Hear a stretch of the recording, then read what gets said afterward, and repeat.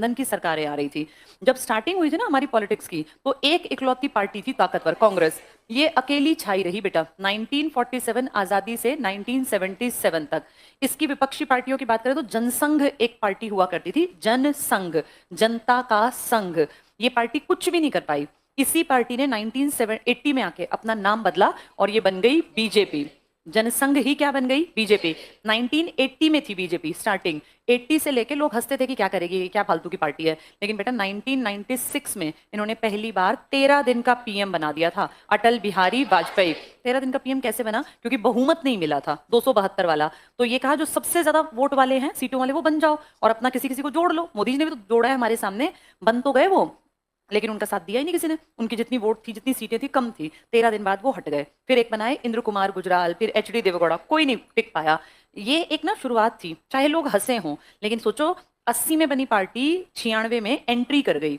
उस कुर्सी पे बैठ के देखा कि ये पीएम की कुर्सी है। एक उससे क्या होता है, एक सपने देखने लगता है इंसान। इसके बाद अगली जो सरकार बनी ना बेटा, उसमें ये 1.5 साल तक रहे। देखो बढ़ गए ना, कहाँ तो जीरो पे थे, फिर 13 दिन, अब 1.5 साल। और जो तीसरा टेन्योर आया उसमें इन्होंने लगभग लगभग 5 साल काट दिए। तो अगर ध्यान से देखें तो 6.5 साल तो मिल गए। ये एक आदमी के थे, अटल बिहारी वाजपेयी।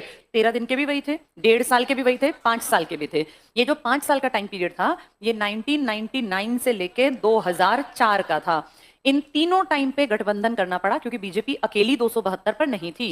लेकिन ये बैकग्राउंड तैयार हो गया। इसके बाद बीजेपी को एक पीछे झटका लगा और फिर 10 साल तक, 2004 से लेके 14 तक बीजेपी, ये कांग्रेस कांग्रेस गठबंधन के साथ आई थी, डॉक्टर मनमोहन सिंह। लेकिन अब तुम्हारे सामने 14 से 19 बीजेपी अकेली थी, 19 से 24 अकेली थी, और अब भी ऑलमोस्ट अकेली है। ऐसा नहीं कि 100 कम थी, ठीक है 16-12 सीटें मिली हैं, लेकिन फिर भी अगर देखें तो अभी सेकंड बड़ी पार्टी तो बहुत पीछे है ना। राहुल गांधी तो अभी 100 का आंकड़ा भी नहीं टच कर पाए हैं। तो इसका मतलब अभी भी अपने पार्ट पर मजबूत है, पहले से कमजोर है लेकिन मजबूत है अपने पार्ट पर। तो इससे क्या पता चलता है कि इंडिया में कभी कोई पार्टी बनके कब निखर जाएगी ये पता नहीं है। 80s में लोग हंसते थे, आज हमारे सामने 15 साल से लगातार अकेली बैठी हुई है। और क्या पता बेटा